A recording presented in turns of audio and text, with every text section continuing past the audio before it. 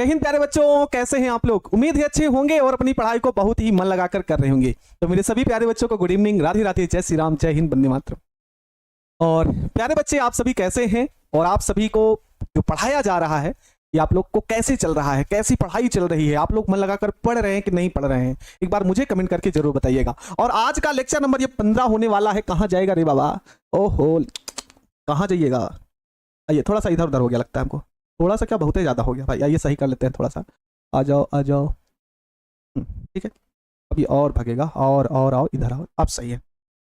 तो आज की क्लास में प्यारे बच्चे लेक्चर नंबर हम 15 आपके साथ डिस्कस करने वाले हैं, ठीक ना। लेक्चर नंबर कौन सा है, 15 है। मुश्किल से 2 से 3 क्लास है, 3 या 4 हो सकती है। 4 क्लासों में चैप्टर पूरी तरीके से खत्म हो जाएगा। और फिर इसके बाद अगर हम बढ़े, है ना, इसके बाद अगर हम आगे बढ़ते हैं तो जैसे रसायन बलगतकी है वो मुश्किल से 10 दिन का चैप्टर होगा। पृष्ठ रसायन होगा तो पृष्ठ रसायन में न्यूमेरिकल नहीं है तो उसमें पूरी थ्योरी। अब जितना ओवरऑल चलना है फर्स्ट पेपर में पूरी थ्योरी है, पूरी थ्योरी है। तो अब थोड़ा सा आगे जब चलेगा तो आपको किसी प्रकार का समस्या नहीं होगा। रोहित मेरे प्यारे बच्चे, फिजिक्स की क्लास इसलिए नहीं हुई क्योंकि आनंद सर अपने घर गए हैं किसी जरूरी काम से। बायोलॉजी की क्लास क्यों नहीं हुई, तो बायोलॉजी की क्लास इसलिए नहीं हुई क्योंकि अभिषेक सर भी आप अपने घर गए हैं किसी जरूरी काम से। बस इतनी सी बात है तो हम आपको बता दिए। और बहुत जल्द कल या परसों से आपकी चाहे बायोलॉजी की क्लास हो और चाहे फिजिक्स की क्लास हो कंटिन्यू हो जाएगी। बस 2-3 दिन बाद, 15 आज 14 है, 15 16 से शायद में कंटिन्यू हो जाएगा। ठीक है, चलो आप सभी जल्दी से बता दो कि आप सभी कैसे हैं। ठीक है, तो कल की क्लास में हमने आपको नेंसर्ट समीकरण पढ़ा दिया था। और नेंसर्ट समीकरण इक्वेशन क्या होता है, हो सकता है आप लोगों ने कॉपी में लिखा होगा, तो कॉपी में आप जरूर देखिएगा। हम पूरा रिकैप करके नहीं चल पाएंगे क्योंकि सिलेबस बड़ा है, ठीक है। तो नेंसर्ट समीकरण क्या होता है उसके बारे में हमने आपको कल पूरी बहुत अच्छे तरीके से बता दिया है। अब उसी नेंसर्ट समीकरण की सहायता से साम्य स्थिरांक की गणना कैसे की जाएगी उसके बारे में आज हमको बताना है। मतलब नेंसर्ट समीकरण और साम्य स्थिरांक की क्या करनी है, हमको बीच में संबंध स्थापित करना है, ठीक है। अभी कितना टॉपिक बचा है, इसके बाद ये आज का जो क्लास खत्म होगा तो विद्युत रासायनिक श्रेणी पढ़नी है और औद्योगिक सेल पढ़ना है जिसमें हमको सीसा संचायक सेल पढ़ना है, ईंधन सेल पढ़ना है और शुष्क सेल पढ़ना है। 3 सेल और एक संचारण है। 4 टॉपिक वो और एक टॉपिक आज का, है ना। 4 टॉपिक, मान लीजिए 4 दिन, नहीं तो 1 दिन और, बस खत्म हो जाएगा जल्दी से, ठीक है। चलिए क्लास को शुरू करें। आप घर नहीं जाते, अरे घर जाते हैं। अभी तो थी भैया की शादी तो गए तो थे 4-5 दिन के लिए, 4-5 दिन के लिए, मुश्किल से 3-4 दिन, 4 या 5 दिन के लिए। जिस दिन था उसके 1 दिन तो पहले पहुंचे थे शायद में उसी दिन। इस चैप्टर के बाद अगले चैप्टर में न्यूमेरिकल मिलेगा और बाकी फिर न्यूमेरिकल नहीं। चलिए क्लास को हम शुरू करते हैं। अब हेडिंग लगाओ। हेडिंग है प्यारे बच्चे नेंसर्ट समीकरण एवं साम्य स्थिरांक।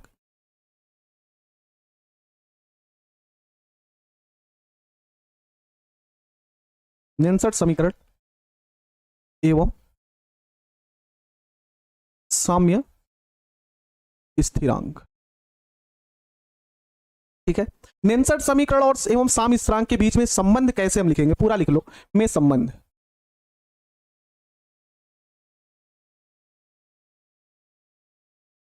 में संबंध कैसे निकालेंगे, ठीक है। ठीक है, लिखते हैं प्यारे बच्चे, मेरे साथ साथ लिखो। नेंसर्ट समीकरण, है ना, नेंसर्ट समीकरण से साम्य स्थिरांक, से साम्य स्थिरांक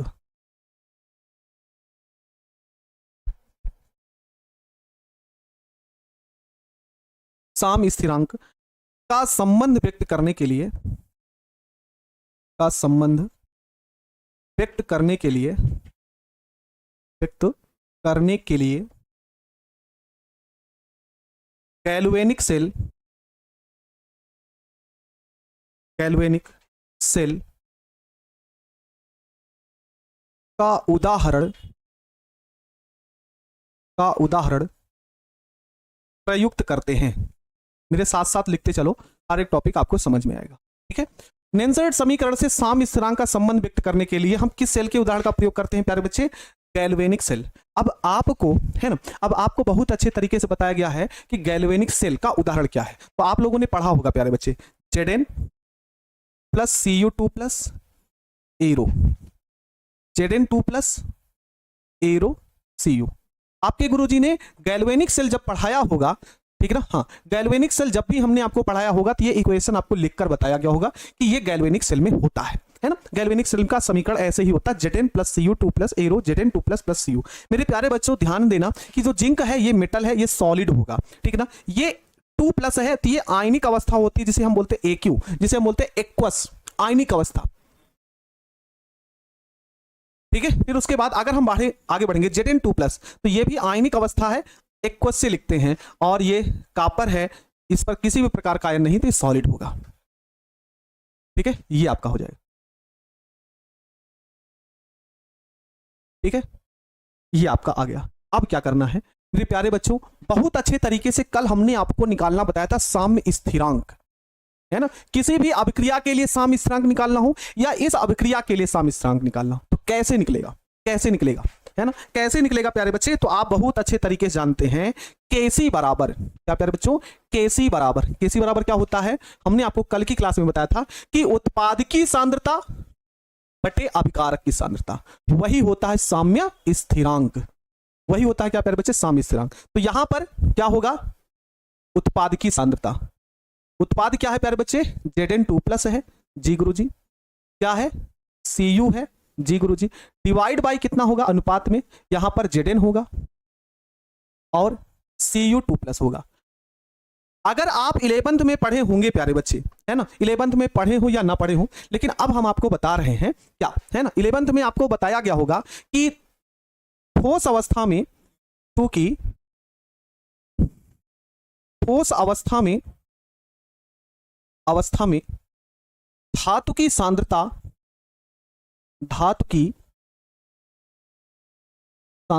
कितनी होती है, तो धातु की सांद्रता प्यारे बच्चे 1 होती है, ठीक है। ये आप लोगों को याद रखना पड़ेगा,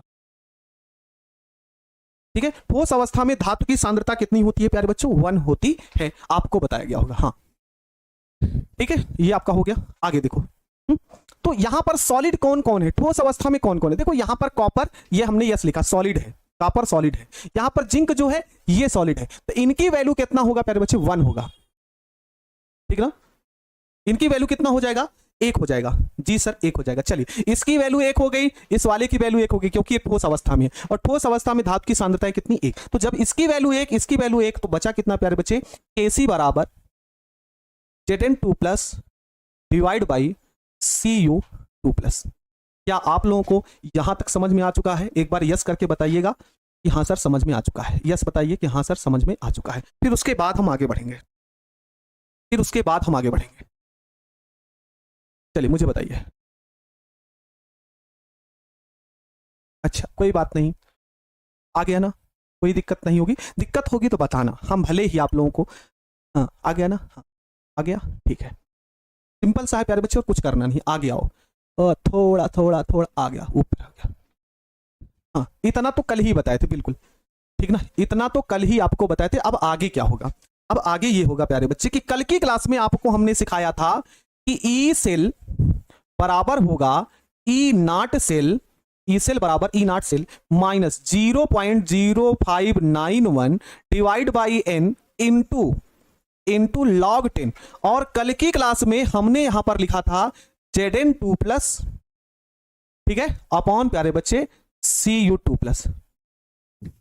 कल हमने ठीक है मिथिलेश, हाँ कल हमने आपको यह बताया था कि ई सेल बराबर E naught cell minus 0.0591 divide by n log 10, और ये सांद्रता, कल की क्लास में इक्वेशन आपको पूरा पढ़ाए थे, ये बताए थे, है ना, ये बताए थे। तो अब क्या होगा, है ना, अब ये क्या होगा प्यारे बच्चे, इतनी वैल्यू के स्थान पर, कल ये बताए थे, पूरा इक्वेशन कल की क्लास का है, तो हमने पूरा लाकर लिख दिया, इतने के स्थान पर आप देख रहे हैं क्या है ना, Zn 2 plus upon Cu 2 plus के स्थान पर क्या है प्यारे बच्चे, Kc है, तो लाकर वैल्यू यहां पर पुट कर दीजिए, बस ला करके यहीं पर वैल्यू पुट कर दीजिए, तो यहां पर आपका हो जाएगा ई सेल बराबर E naught cell minus 0.0591 divide by n into log 10, इतने के स्थान पर सिर्फ हम क्या लिख देंगे, साम्य स्थिरांक Kc, ठीक है, इतने के स्थान पर क्या लिख देंगे हम लोग, साम्य स्थिरांक Kc।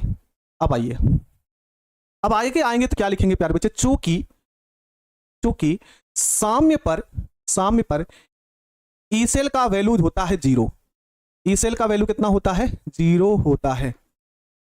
ठीक है, साम्य पर प्यारे बच्चे क्या होता है, इस सेल का मान कितना होता है, 0। बस देखो कुछ करना नहीं है, इस जहां पर ई सेल है ना यहीं पर ले जाकर रख दो 0, तो 0 बराबर यहां देखो इतने के स्थान पर ये हो गया 0, तो बचा क्या है, यहां पर बचा है E naught cell minus 0.0591 divide by n into log 10, और यहां पर सिर्फ क्या है प्यारे बच्चे, केसी है।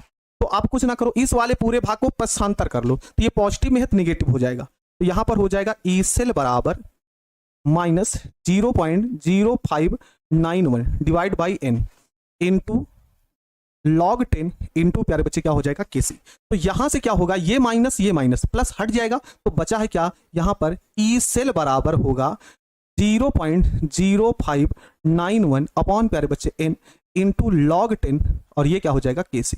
तो ये आपका समीकरण हो गया, नेंसर्ड समीकरण एवं साम्य स्थिरांक में क्या प्यारे बच्चे, संबंध हो जाएगा। ये क्या हो जाएगा, संबंध हो जाएगा। चलिए अब मुझे बताइए क्या यहां तक आपको क्लियर हो गया, सारी बातें समझ में आ चुकी हैं।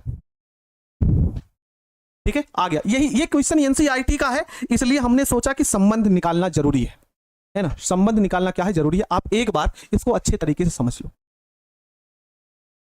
log 10 क्या है, log 10 यहां पर आधार के रूप में लिखा जाता है प्यारे बच्चे, बेस के रूप में लिखा जाता है, वो है ना, बेस के रूप में लिखा जाता है। ठीक है, आगे बढ़े। अब हम इसके जितने भी कॉन्सेप्ट हैं प्यारे बच्चे, जितने भी आपके सेल से संबंधित प्रश्न है, क्वेश्चन है, हमारे आंकिक प्रश्न, उसको हम सॉल्व करेंगे, और ये विश्वास दिलाते हैं कि बहुत शानदार तरीके से आप हर एक टॉपिक का क्वेश्चन समझ लेंगे। लेकिन है ना, लेकिन प्यारे बच्चे आप, है ना, प्रदीप 0.591 कहां से आया था, कल की क्लास में बताया था, ये कहां से आया था वैल्यू, आप वहां पर देख लो। ठीक ना, वहां पर आप एक पीछे क्लास देखोगे तो ये जितना मान लिखे वो सारा का सारा मान कल की क्लास में हमने आपको बताया था। ठीक है, अब ये मत पूछे गैल्वेनिक सेल क्या होता है, ये तो गलत बात है, ये इसका मतलब आप पूरे, है ना, नहीं समझते, फिर पूरी क्लास नहीं पढ़ते। गैल्वेनिक सेल क्या होता है, डेनियल सेल क्या होता है, इसके बारे में। ठीक है, इसका मतलब आप पीछे क्लास आपको करने की जरूरत है। चलिए हम आगे बढ़ते हैं, आइए एग्जाम्पल आपको बताते हैं, सेल संबंधित जो क्वेश्चन है उसको कैसे लगाते हैं। ठीक है, हाँ, क्वेश्चन लिखते हैं हम आपके लिए, और क्वेश्चन वही है जो आपकी एनसीईआरटी बुक में है। ठीक है, क्वेश्चन वही है जो आप सभी के क्या है, एनसीईआरटी बुक में है, और बहुत शानदार तरीके से लगाएंगे, और ये प्रॉमिस करते हैं कि आपको हर एक क्वेश्चन समझ में आएगा। आंकिक प्रश्न देखकर भागने वालों, आपको अभी नहीं तो आगे चलकर आंकिक प्रश्न आपको पढ़ना ही पड़ेगा। चलो मेरे साथ साथ क्वेश्चन को लिखें। क्या कह रहे हैं कि निम्नलिखित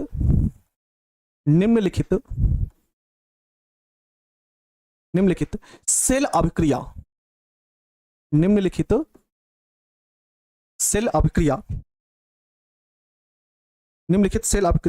अभिक्रिया ऐसे लिखेंगे, निम्नलिखित सेल नहीं, निम्नलिखित अभिक्रिया सेल को निरूपित करती है, सेल को निरूपित करती है।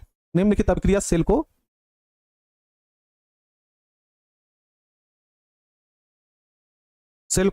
एक मिनट, निम्नलिखित अभिक्रिया वाले सेल को निरूपित कीजिए। निम्नलिखित अभिक्रिया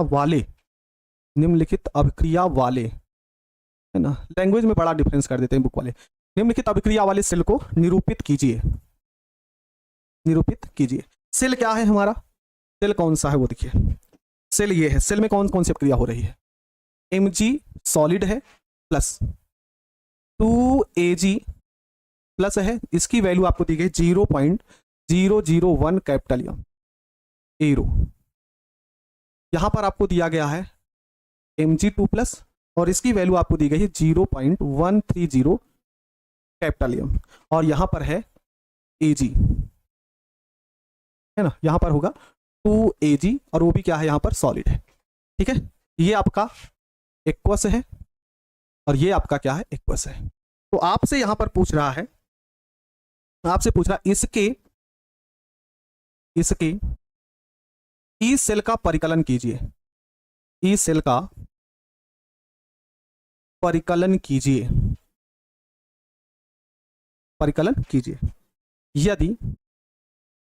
यदि ई नॉट सेल बराबर आपको वैल्यू दी गई हो 3.17 वोल्ट, 17 वोल्ट।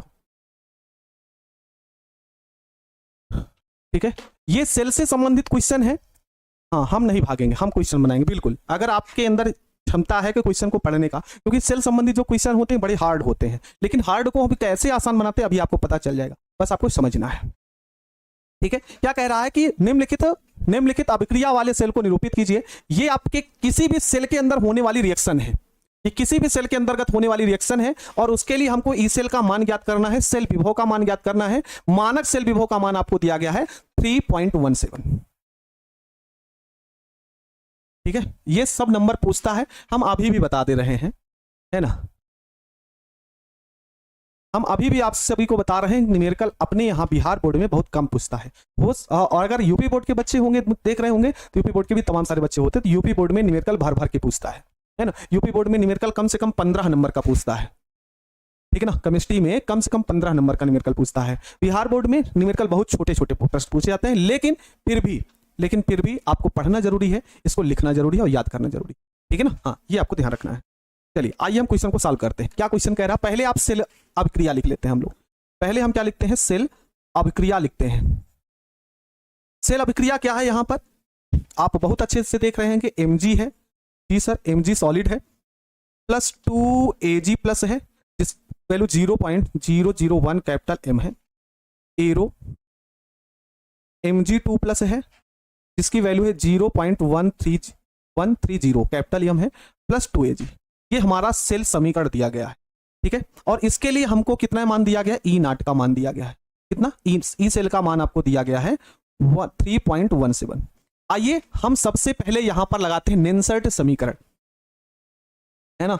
नेन्सर्ट समीकरण क्या होता है आप लोगों को पता है क्या भाई, ई सेल बराबर E naught cell minus 0.0591 divide by n log 10।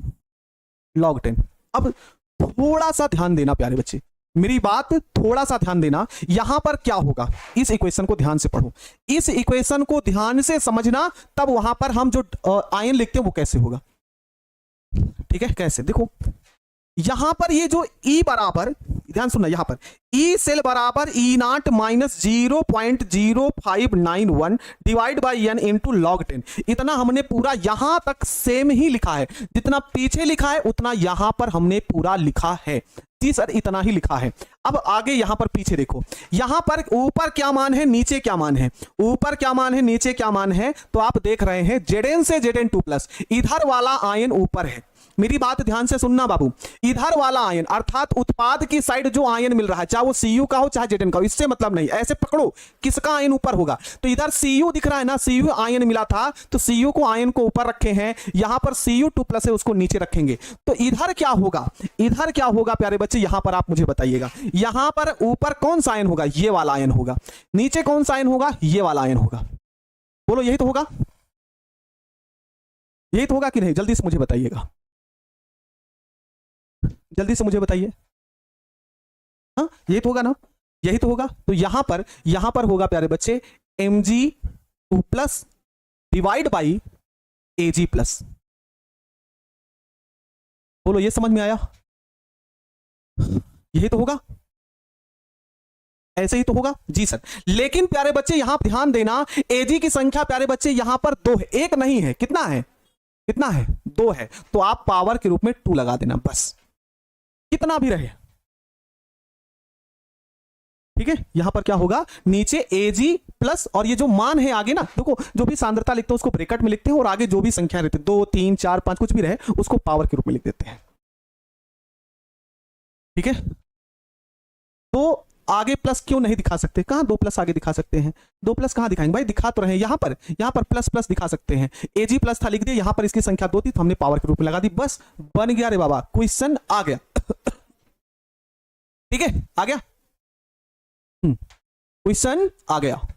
अब देखो क्या क्या निकालेंगे, देखो सबकी वैल्यू पुट करते हैं। इस वाले का मान आप सभी को ज्ञात करना है, ई सेल का मान ज्ञात करना है। ई नाट सेल का मान आपको दिया गया 3.17, जी सर, माइनस 0.0591 अपॉन n है स्थानांतरित इलेक्ट्रॉन की संख्या, है ना। n क्या है, n है स्थानांतरित इलेक्ट्रॉनों की संख्या। 2Ag प्लस नहीं लिख सकते, ठीक ना, है ना, 2Ag प्लस नहीं लिख सकते। काफी बच्चे कह रहे हैं सर 2 प्लस। देखो प्यारे बच्चे, 2 आपके कोई अंक हैं, है ना, सांद्रता सिर्फ किसकी लिखी जाती है, Ag की ही लिखी जाती है, Ag प्लस की ही लिखी जाती है, ठीक है। तो Ag प्लस की हमने लिख दी सांद्रता, लेकिन ये कितनी संख्या में है, तो 2 संख्या में है, तो आप इसको 2 यहां पर पावर के रूप में दिखाते हैं। आपको बहुत अच्छे तरीके से सिखाया गया होगा जब आपको रासायनिक साम्यावस्था पढ़ाए होंगे। मोल की संख्या कितनी भी होती वहां पर ऊपर 2 लगाते, ऐसे ही लिखना, ठीक है। पल्लवी कुशवाहा ऐसे ही नहीं कहा जाता प्यारे बच्चे, ठीक है। केसी नहीं लिखना, केसी की जरूरत ही नहीं हमको। अगर केसी से निकालना चाहते हो तो केसी भी से निकाल सकते हो, जैसे ही आपकी इच्छा हो वैसे निकाल सकते हो। केसी रख कर भी सॉल्व कर सकते हैं, ऐसे भी रखकर सॉल्व कर सकते हैं, लेकिन वहां पर केसी को अलग से निकालना पड़ेगा। चलिए इतना हो गया। यन क्या है, यन है स्थानांतरित इलेक्ट्रॉन की संख्या। आप देख रहे हैं mg से क्या बन रहा है, Mg2+, ठीक है। हाँ केसी भी लिख सकते हैं, लेकिन कोई मतलब नहीं है। गुरुजी 2 की जगह 1 रहे तो उसका पावर लिख सकते हैं। अरे भाई 1 रहे तो 1 रहे या ना रहे, लिखने का कोई मतलब नहीं है। जैसे यहां पर नहीं है तो 1 लिखने का कोई मतलब नहीं है। संख्या रहे तो आपको दिखाना पड़ेगा। कहा लिखा तो है, यहां पे लिखा तो है, देखो कितना इलेक्ट्रॉन स्थानांतरित हो रहा है। Mg से Mg2+ है, कितना इलेक्ट्रॉन, 2 इलेक्ट्रॉन है। कितना इलेक्ट्रॉन है, 2 इलेक्ट्रॉन। तो स्थानांतरित इलेक्ट्रॉन की संख्या कितनी हो गई, 2 हो गई, इनटू log 10। अब यहां पर ध्यान से देखना, इस Mg2+ की कितनी सांद्रता है। Mg2+ की सांद्रता कहां दी गई है, ये दी गई है। Mg2+ की सांद्रता इतनी है, Ag+ की सांद्रता इतनी है, देखो दिया गया है ना। Ag+ की सांद्रता 0.001, Mg2+ की सांद्रता 0.130। बस वैल्यू यहां पर रख दीजिए, बस है ना। Mg2+ की सांद्रता 0.130 डिवाइड बाई, ये स्क्वायर है ना तो 2 बार लिखना पड़ेगा। ये स्क्वायर है तो 2 बार, 0.001 मल्टीप्लाई 0.001, ये आपका होता है। बड़ा भयानक रूप है भाई, कैलकुलेशन बड़ी हार्ड है ना। कैलकुलेशन थोड़ा सा हार्ड है, ये तो आपको देखना ही पड़ेगा भाई। चलिए सॉल्व करते हैं धीरे धीरे। हाँ नेक्स्ट पेज ले लेते हैं, अगला पेज लेते हैं, ठीक ना। अगला पेज लेते हैं और इसको लिखते हैं, क्या लिखेंगे भाई, ई सेल बराबर 3.17 माइनस माइनस क्या है, माइनस 0. है ना, क्या लिखेंगे, minus 0.0591 divide by 2 into log 10, क्या मान यहां पर दिए हैं 0.130, 0.130 डिवाइड बाई 0.001 इंटू 0.001। जितनी वैल्यू पीछे रखे थे यहां पर हमने लाकर लगा लिया, जितनी वैल्यू वहां पर रखे थे। 2 बार क्यों लिए हैं रानी कुमारी, 2 बार क्यों लिखे हैं। अरे प्यारे बच्चे यहां पर पावर है, इसकी घात 2 है, 2 का मल्टीप्लाई 2 बार लिखना पड़ेगा। स्क्वायर होता है ना, स्क्वायर होता है, हाँ स्क्वायर होता है। क्या कह रहे हैं मनीष, कह रहे हैं उत्पाद में 2Ag है, आप समीकरण नहीं दिए हैं, 2Ag+ होगा। नहीं 2Ag+ नहीं हुआ, जो लिखा गया वो सही है, ठीक ना। आप अपने तरफ से अपनी बुद्धिमत लगाने की कोशिश करिए, जो क्वेश्चन है वो सही है ना। अब अपनी बुद्धि लगाओगे तो केमिस्ट्री है, सेल का समीकरण पूरा गायब कर दोगे, ठीक है। ई सेल बराबर 3.17 माइनस, इसको काटी, अभी इसे लिखा रहने दो, 0.0591 अपॉन प्यारे बच्चे 2 इंटू log 10। अच्छा इसको हम क्या लिख सकते हैं, सॉल्व करो। देखो सॉल्व करेंगे, यहां पर 2 अंक पर पॉइंट है, यहां पर 3 अंक पर पॉइंट है, ये तो कट जाएगा, तो ऊपर बचेगा 13 और ये बचेगा 0.01 और इसको लिख सकते हैं 0.001, इतना लिख सकते हैं। आगे आइए, बहुत सिंपल पूरा कैलकुलेशन लिख रहे हैं, एक भी पॉइंट छोड़ नहीं सकते हैं। 1.37 माइनस 0.0591 डिवाइड बाई 2 log 10, ठीक है। अब देखो यहां पर अगर हम बात करते हैं तो प्यारे बच्चे ये तो 13 है, तो पूरा नोट ही कर लो जी सर। इसको क्या करेंगे, 1 अंक पर पॉइंट यहां पर है और 3 अंक पर यहां पर। अगर हम अंक बाएं से कहां चले जाएं, दाईं ओर, है ना, बाएं से कहां चले जाएं, 13 चले जाएं, है ना। पॉइंट यहां पर है, 3 अंक पर पॉइंट यहां पर है, तो इसको हम लिख सकते हैं 10 की पावर -4। 10 की पावर क्या हो जाएगा प्यारे बच्चे, -4। तो यहां पर प्यारे बच्चे ई सेल बराबर 3.17 माइनस 0.0951 अपॉन 2, इसको क्या लिख सकते हैं, तो सॉरी आस्था बता रहे हैं प्यारे बच्चे, जहां यन का मान 2 कहां से रखे बता रहे हैं। 1 मिनट रुक जाओ भाई, इतना सिंपल से कान पकड़ के ऐसे बता देते हैं कि ऐसे होता है, लेकिन फिर भी आप नहीं समझते हैं। देखो इसको क्या लिख सकते हैं 13, अब 10 की घात माइनस में है, बटे में ऊपर जाएगा तो प्लस में हो जाएगा, तो ये हो जाएगा 10 की पावर -4, सॉरी प्लस में 4 हो जाएगा, है ना। यहां निगेटिव है, ऊपर जाएगा तो पॉजिटिव में हो जाएगा। अब कुछ आइए फार्मूला बताते हैं।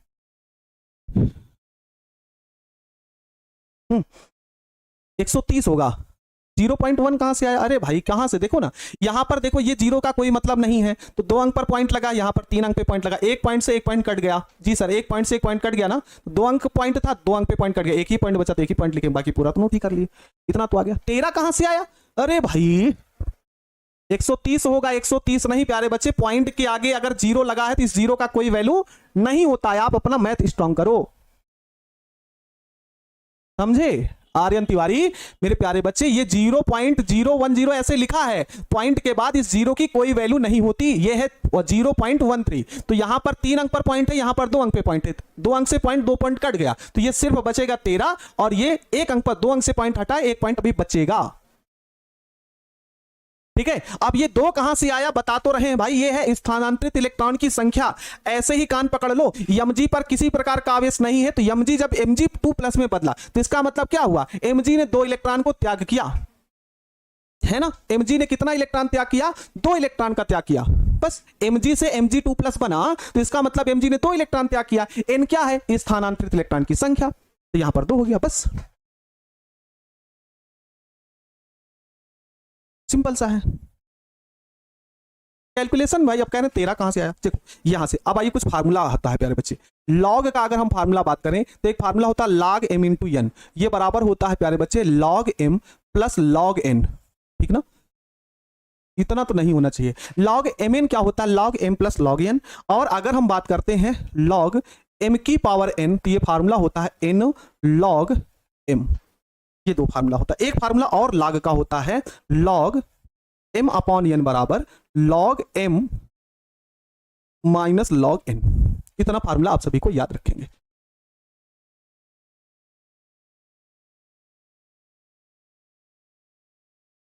टेन की पावर -4 कैसे होगा?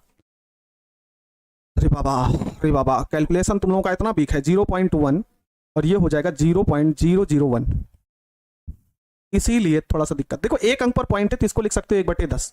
जी सर। अब इसको क्या लिख सकते हो? तो इसको लिख सकते हो 1/1000। जी सर लिख सकते हैं, कुछ नहीं है। तो ये है 10 की पावर 1, ये है 10 की पावर 3, लिख सकते हैं। तो अगर इसको देखोगे तो 10 की पावर कितना हो जाएगा? 4।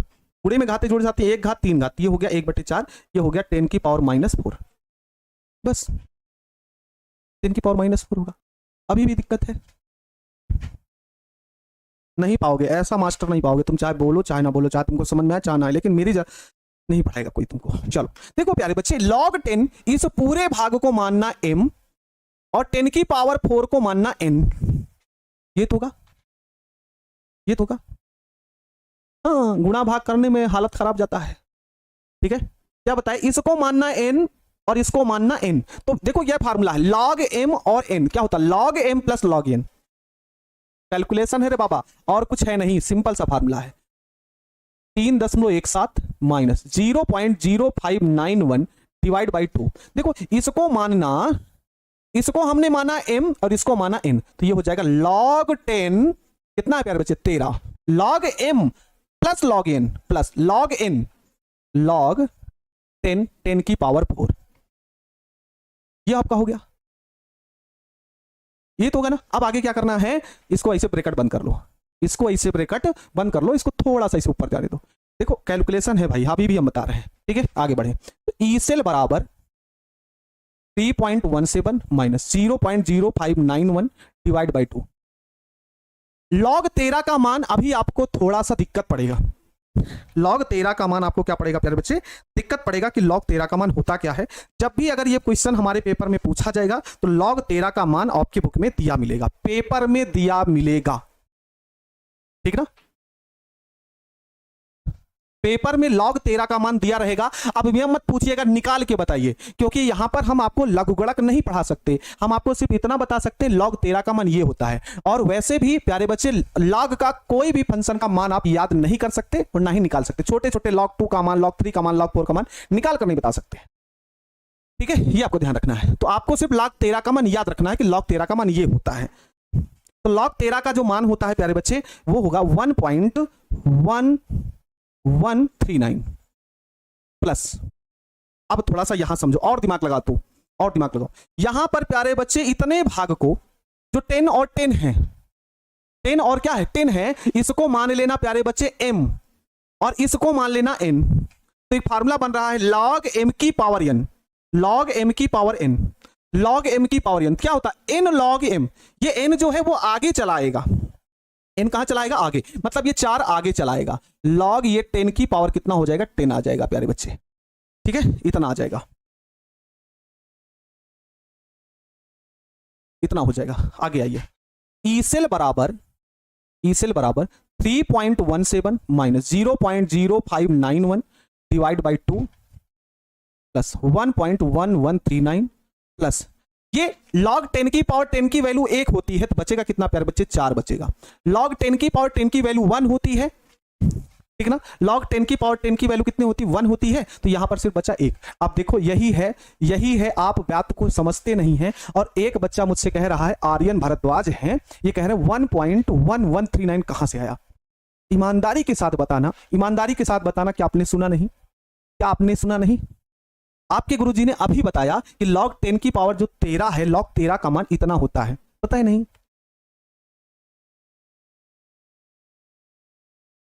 बताए ना, बस सिंपल सा है।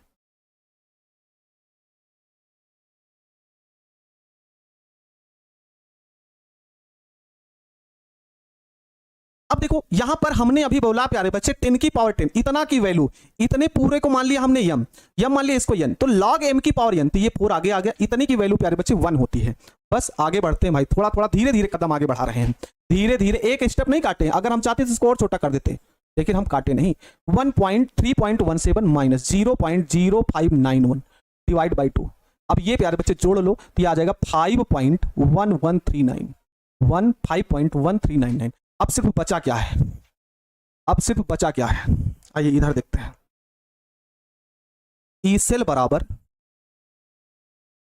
3.17, अब देखो कुछ करना नहीं है, इन दोनों का मल्टीप्लाई करो, 2 से भाग करो,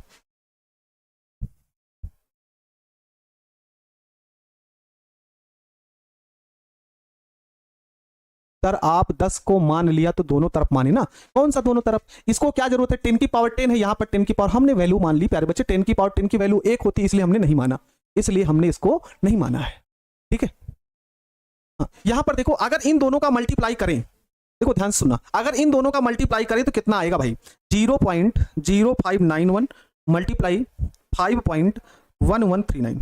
अगर इन दोनों का मल्टीप्लाई हम करेंगे यहां पर, इन दोनों का 0.0591 और 5.1139 इन सभी का मल्टीप्लाई करेंगे तो यहां पर आएगा 0.3022 इतना आएगा, डिवाइड बाई अब भी कितना होगा 2, इसी को हमको डिवाइड कर देना है, इसी को हमको डिवाइड कर देना है, 302214, उतना ना ले जाओ, बस 4 अंक 5 अंक ले जाओ, बस बहुत है, डिवाइड बाई 2।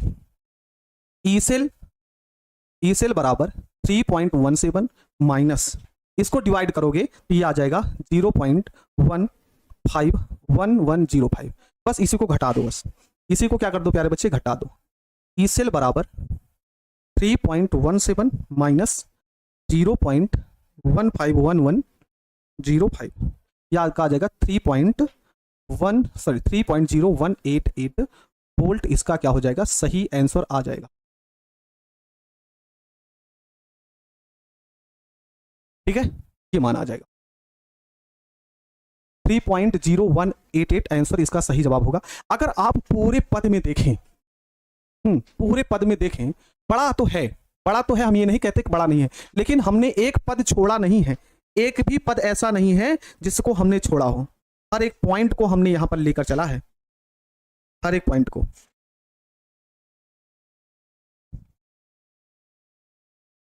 ठीक है।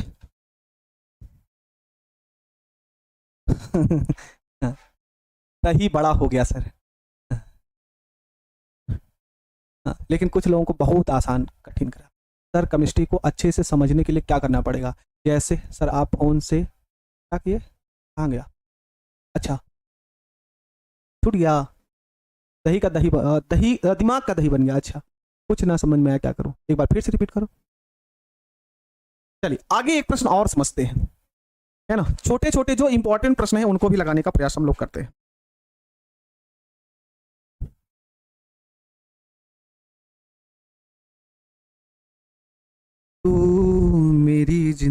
की,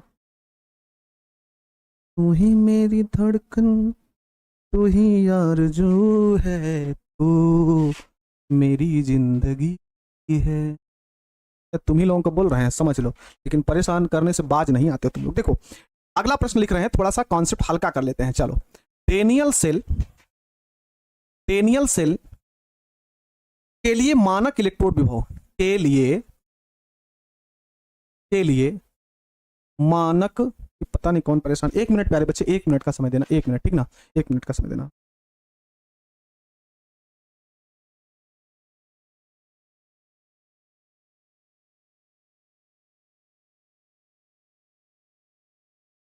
देखो क्या है, डेनियल सेल के लिए मानक इलेक्ट्रोड विभव कितना होता है? ये आपका होता है प्यारे बच्चे 1.1 वोल्ट है। निम्नलिखित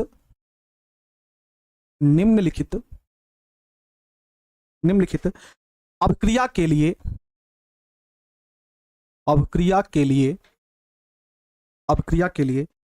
मानक गिब्स ऊर्जा का परिकलन कीजिए, ज्ञात करना है। परिकलन मीन्स ज्ञात करना, परिकलन कीजिए,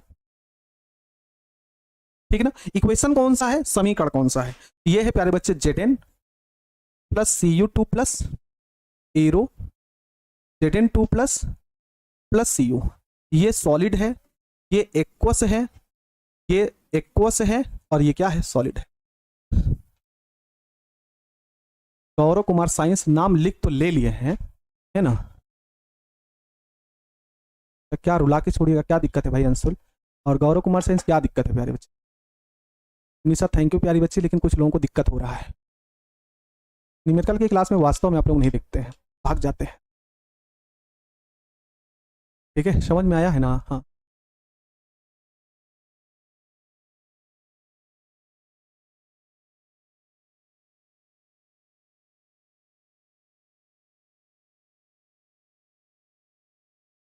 मानक का मतलब एक विशेष स्थिति, इतने ताप पर होगा, इतनी डिग्री सेल्सियस पर होना चाहिए मानक। फोन पे कौन था? पता नहीं कौन था। फोन किया, गधा पे फोन काट दिया, पता नहीं कौन था। चलिए आइए इस प्रश्न को लगाते हैं। क्या कह रहा है कि प्यारे बच्चे कि डेनियल सेल के लिए मानक इलेक्ट्रोड विभव 1.1 है, तो कह रहा है निम्नलिखित अभिक्रिया के लिए मानक गिब्स मुक्त ऊर्जा का मान याद करिए। कल हमने जब क्लास में पढ़ाया था तो हमने 2 से 3 प्रश्न आपको पढ़ाए थे, है ना। 2 से 3 समीकरण आपको लिखवाए थे। तो एक समीकरण उसमें था डेल्टा जी नॉट बराबर minus n F E naught cell. कल की क्लास में ये फार्मूला लिखवाए थे।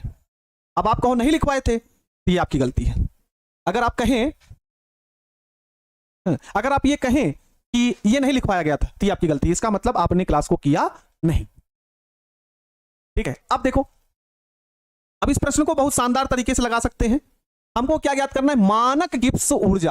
कल की क्लास में हमने आपको बताया था डेल्टा जी क्या है, मानक गिब्स मुक्त ऊर्जा। एन क्या है, स्थानांतरित इलेक्ट्रॉन की संख्या। एफ क्या है, फैराडे नियतांक, जिसका मान होता है 96,500। और ई नॉट सेल का मान आपको दिया गया मानक इलेक्ट्रोड विभव, मानक सेल विभव, मानक इलेक्ट्रोड विभव, कुछ भी कहे, ठीक है। तो यहां पर क्या होगा, डेल्टा जी नॉट का मान ज्ञात करना है। इन मुझे बताओ कितने इलेक्ट्रॉनों का त्याग हो रहा है, कितने इलेक्ट्रॉनों का आदान प्रदान हो रहा है। मुझे सभी प्यारे बच्चे जवाब देंगे, है ना, मुझे जवाब देंगे। Zn से Zn2 प्लस बनने पर ये मुझे पता चल रहा है, Zn से Zn2 प्लस बनने में आपको ये क्लियर हो रहा होगा कि Zn ने 2 इलेक्ट्रॉन का त्याग किया है। ये तो होगा कितने इलेक्ट्रॉन का, 2 इलेक्ट्रॉन का। तो -2 n बराबर कितना आ गया, 2 आ गया। एफ की वैल्यू कल की क्लास में फैराडे नियतांक होता है, जिसकी वैल्यू होती है प्यारे बच्चे 96,500। जी सर। और ई नॉट मानक इलेक्ट्रोड विभव का मान कितना दिया है, 1.1। बस सॉल्व करो और डेल्टा जी का मान बताओ। सॉल्व करिए और डेल्टा जी का मान मुझे बताइए कितना होगा। ये 2 से मल्टीप्लाई, 0 0 10 2 8 2 कितना होगा 10, 2 6 12 1 13 हासिल 1 2 9 18 1 19, और ये हो जाएगा 1.11 माइनस में, ठीक है। डेल्टा जी नॉट बराबर, अगर इसको लिखना चाहे प्यारे बच्चे तो कितना हो गया, 93 000 और ये 1.11, 0 0 0 391 0.00391। ये 0 हो गया, ये 0 हो गया, ये 0 हो गया, ये 3 हो गया, ये 12 हो गया, 9 1 10, 11 और 1 1 2। एक अंक पर पॉइंट यहां पर लगा दो, एक अंक पर पॉइंट तो यहां पर लग जाएगा मल्टीप्लाई करने पर, तो ये आएगा प्यारे बच्चे 21 23 00, इतना आ जाएगा। ये जो मान आएगा प्यारे बच्चे जूल प्रति किलोग्राम में आएगा, सॉरी जूल प्रति मोल में आएगा। कितने आएगा? जूल प्रति मोल में आएगा, -21 23 00। ठीक है, सबका आ गया। अगर इसको किलो जूल में बदलना हो तब, अगर इसको किलो जूल में बदलना है तो 1000 से क्या करना पड़ेगा? भाग करना पड़ेगा। 1000 से क्या करना पड़ेगा? किलो जूल में बदलने के लिए 1000 से, जब 1000 से भाग कर दोगे तो ये आ जाएगा -21 23 नहीं -212.3। 1000 से भाग करोगे ना प्यारे बच्चे, 2 0 से 2 0 कट जाएगा, 1 0 बचेगा, पॉइंट लगा देना। ये आ जाएगा किलो जूल प्रति मोल। ये तो आसान है। गौरव कुमार मेरे लाडले, इतने शानदार तरीके से एक एक कमेंट पढ़ करके, अगर एक बच्चा मुझे बोल देता है कि मुझे नहीं समझ में आया, तो हम पूरा का पूरा फोकस करते हैं उसको समझ में आ जाए। बाकी यार इतने बच्चे पढ़ रहे हैं, डाउट तो किसी का समस्या नहीं होना चाहिए मेरी वजह से, मैं ये मानता हूं। बाकी चाहे और कोई कैसा करता हो कैसा नहीं, लेकिन न्यूमेरिकल पे कोई नहीं पढ़ाता। हम अभी भी तमाम लोगों का नोट्स देखे हैं, पूरे बिहार बोर्ड में अगर देखिएगा तो न्यूमेरिकल इतना हार्ड जितना हम न्यूमेरिकल बता देते इतना कोई नहीं बताता। इसीलिए लगता है गुरुजी कठिन पढ़ा रहे हैं, समझ रहे हैं ना? गुरुजी क्या करें, कठिन पढ़ा रहे, लेकिन क्या करें, सिलेबस में है, पढ़ाना जरूरी है।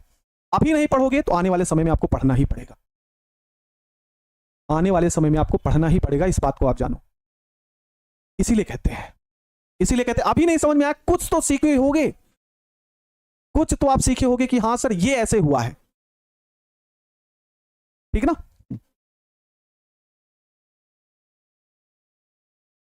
अगला प्रश्न,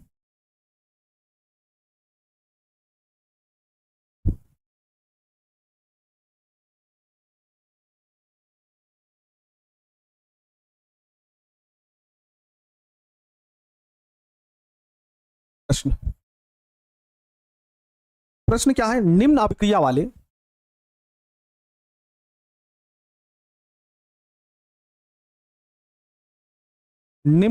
वाले सेल का विद्युत वाहक बल, सेल का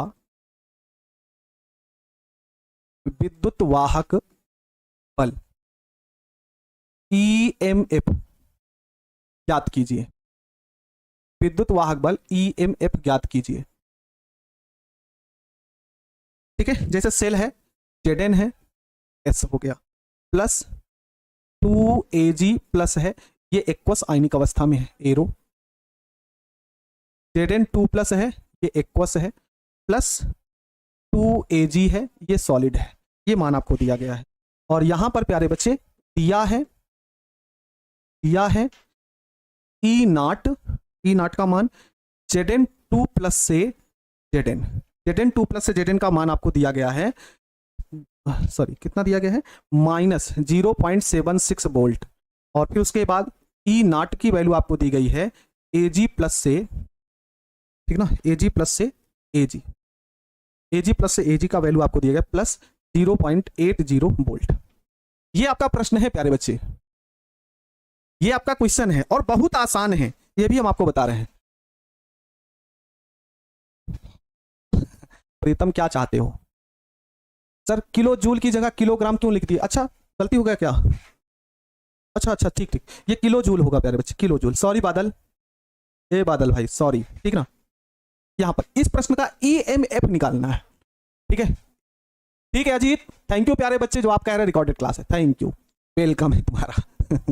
ठीक है, चलो EMF निकालना, कैसे निकालना है? देखो EMF निकालने के लिए, EMF इलेक्ट्रोमोटिव फोर्स, EMF निकालने के लिए एक फार्मूला आप लोगों ने पढ़ा होगा, E अपचयन माइनस E ऑक्सीकरण, E ऑक्सीकरण पढ़ाए हैं, ठीक है पढ़ाए हैं ना? हाँ आज बच्चा को जान लेगा, बच्चा का जान लोगे, काहे लिए जान लेंगे हैं, ये बताओ ना। ये क्वेश्चन पढ़े हो ना, समीकरण EMF इलेक्ट्रोमोटिव फोर्स क्या होता है, E अपचयन माइनस E ऑक्सीकरण। अब आपको हम बता रहे हैं,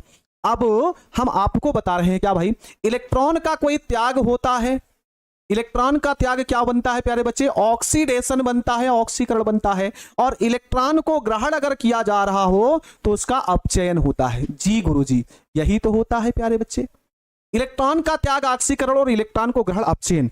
इस इक्वेशन को देखो, इस वाले समीकरण को देखो और ढूंढने का थोड़ा सा प्रयास करो किसमें इलेक्ट्रॉन का त्याग हो रहा है, किसमें इलेक्ट्रॉन को ग्रहण किया जा रहा है। बस इतना आपको क्लियर करना है और कुछ नहीं करना, और कुछ करना ही नहीं है।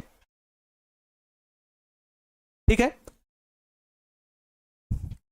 पहले हम कहां थे, पहले स्कूल में ही पढ़ाते थे, ठीक ना, स्कूल में पढ़ाते थे प्यारे बच्चे। हम स्कूल में हम लगभग पढ़ाए होंगे 8-9 साल पढ़ाए, स्कूल में हम 8-9 साल पढ़ाए हैं।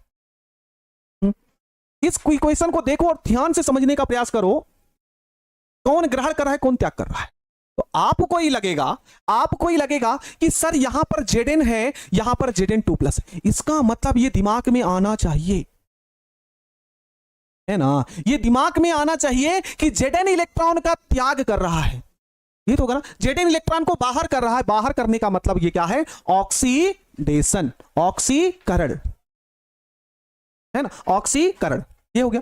फिर Ag+ है, Ag ने पहले एक इलेक्ट्रॉन को त्याग किया, लेकिन जब ये किस में बदला, Ag में, तो इसका मतलब Ag ने जो इलेक्ट्रॉन का त्याग किया था अब वो ग्रहण किया, क्लियर, वो अब क्या कर लिया, ग्रहण कर लिया।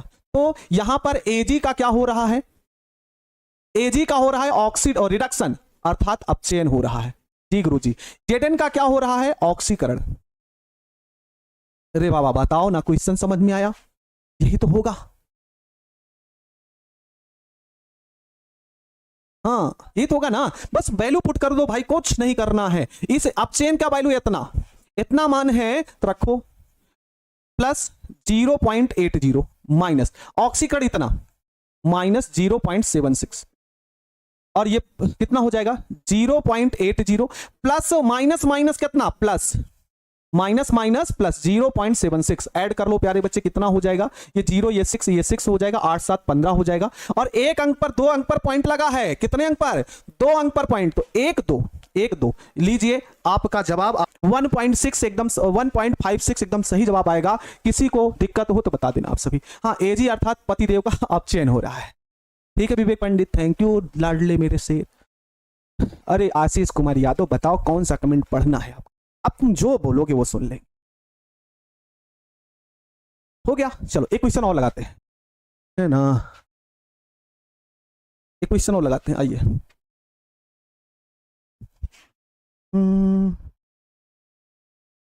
चांद तारे फूल शबनम तुमसे अच्छा कौन है, Mg2+,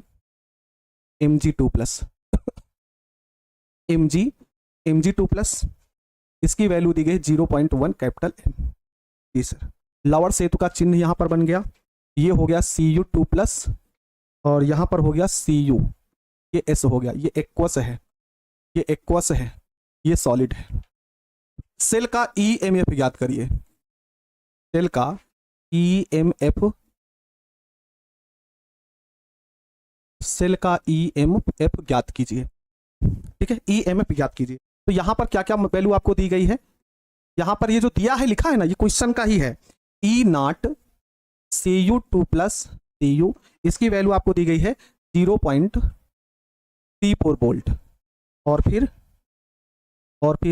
E0 Mg2+ Mg, इसकी वैल्यू आपको दी गई है 2.37 वोल्ट। चलिए इस क्वेश्चन को लगाइए आप सभी, इस प्रश्न को आप सभी लगाइए। ये माइनस में है, प्लस में नहीं है, ये माइनस में है।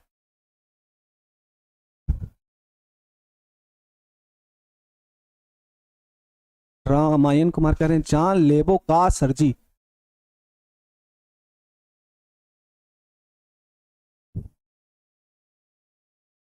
अच्छा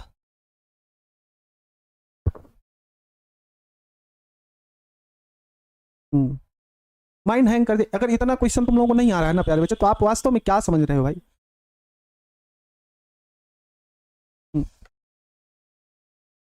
हो गया, तो ये क्या होगा, EMF याद करना है, EMF याद करना, E अपचयन, E फार्मूला होता भाई, ये तो पढ़े होगे ना, ई अपचयन और ई ऑक्सीकरण, ई अपचयन माइनस ई ऑक्सीकरण। ढूंढो भाई किसका ऑक्सीकरण हो रहा है, किसका अपचयन हो रहा है, किसका ऑक्सीकरण किसका अपचयन हो रहा है। तो आप देख रहे हैं ना, Mg से Mg2+ बना है और Cu2+ से Cu, ऐसे देख लो, गेस कर लो ना भाई।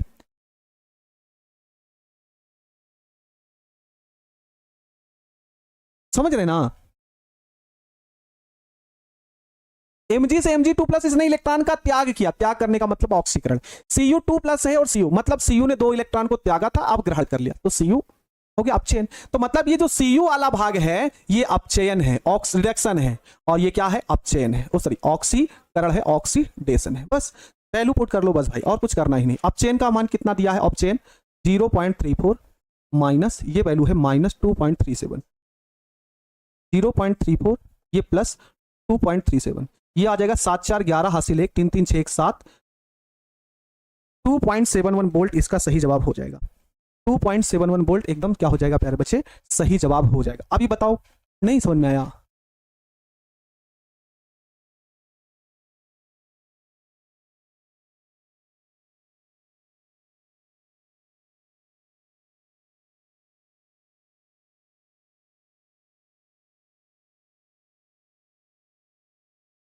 हाँ साइट बोलो, समझ में आ गया?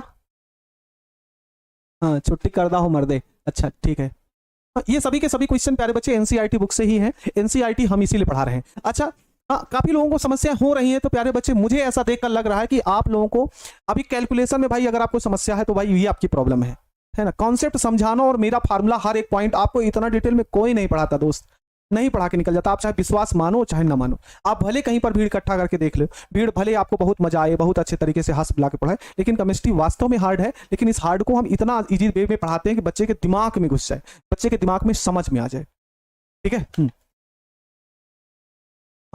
0.1 मोल दिए, कहाँ मोल दिए हैं भाई, नहीं दिए हैं। हाँ, इसका कोई वैल्यू नहीं, इसका कोई मतलब नहीं है, यहाँ पर जो दिए है ना, यहाँ पर जो भी दिया गया कोई मतलब नहीं है, ठीक ना।